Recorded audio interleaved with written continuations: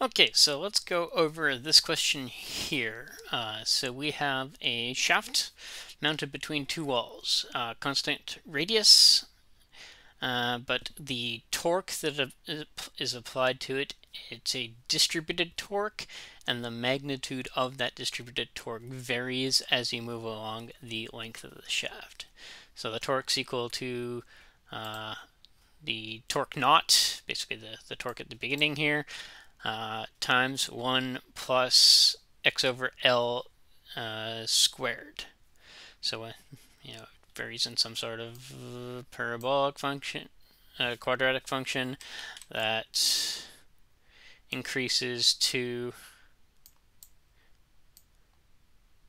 twice torque naught by the time we get to the end there.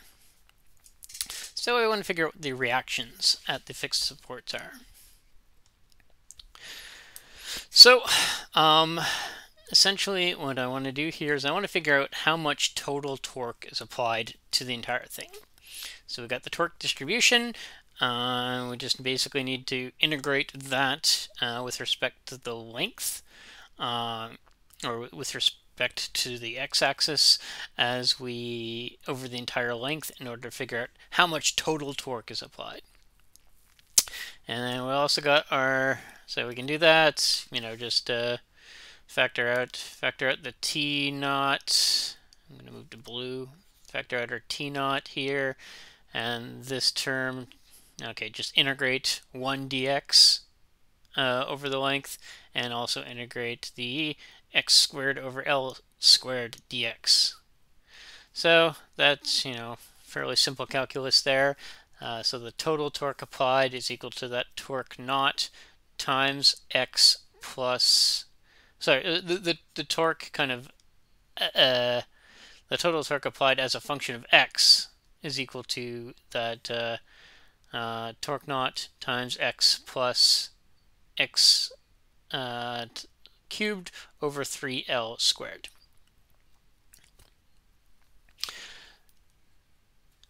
So our compatibility conditions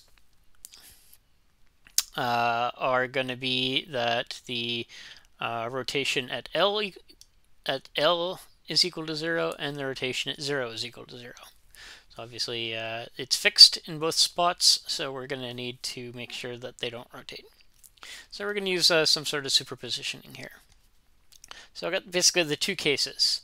Got the rotation due to the distributed load, which is just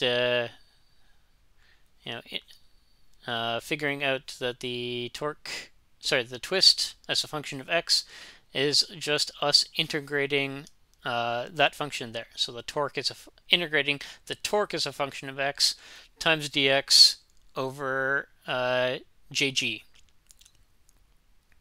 Obviously, in this instance, jg is constant.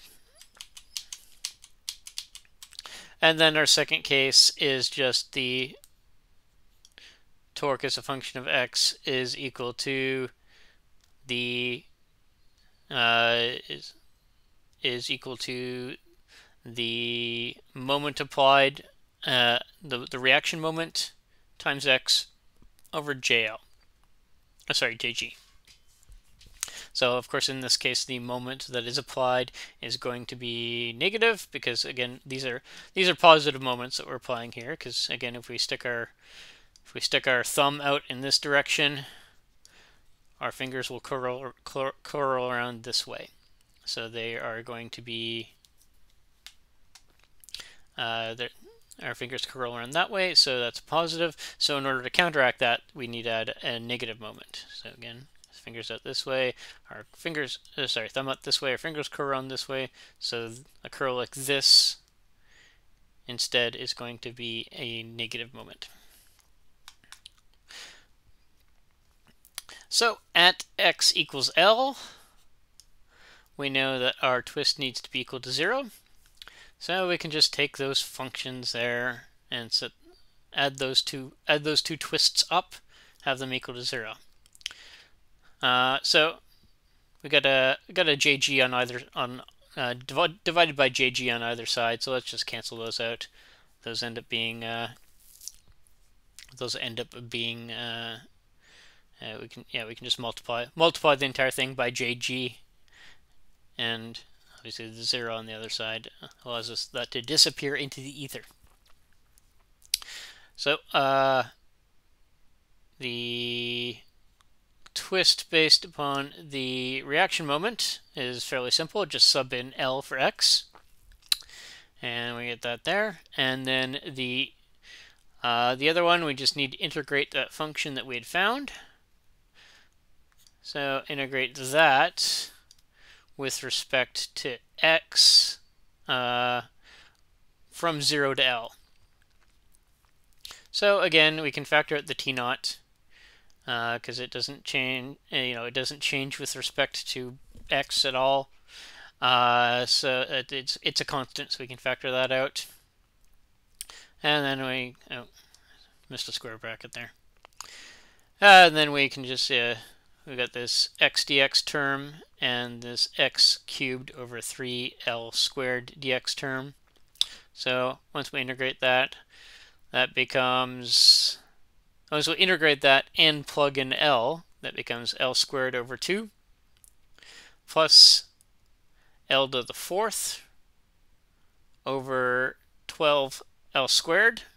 So again, cancel out those L squareds at the bottom. That gives us L squared over 12 is equal to, times the t0, I don't think I mentioned the t0 at the beginning, is equal to MAL. So just we can factor out the L squareds.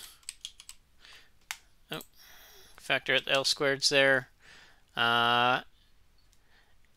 And then we can divide by L again to solve for MA. So MA just ends up being T0 times L over 7/12, or T0 L times 0.5833333333 once we solve for that. So that's our reaction at MA.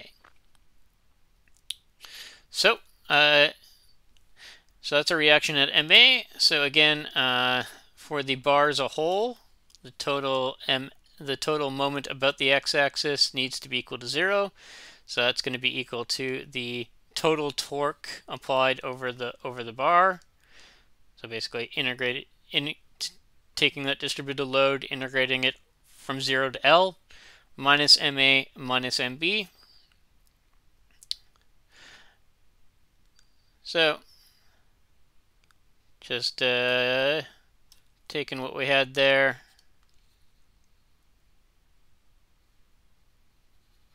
plugging it in, and taking what we had previously for the T0 as a function of x, plugging in L for that, gives us the come on, let me select the eraser.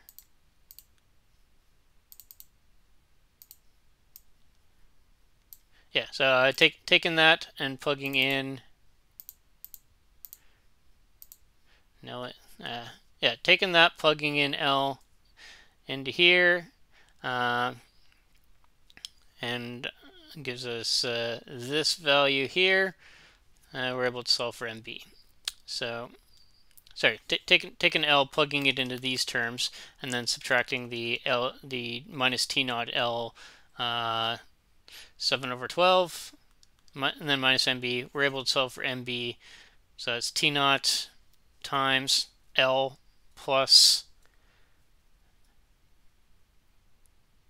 L to the 3rd over L squared. Sorry, L to the 3rd divided by 3L squared. So again, we can cancel out 2 of those L's. And we are able to, and then the minus L 7/12 that we solve for MA. So we're basically able to solve for MB as 0.75 T0 L. So that's our reactions.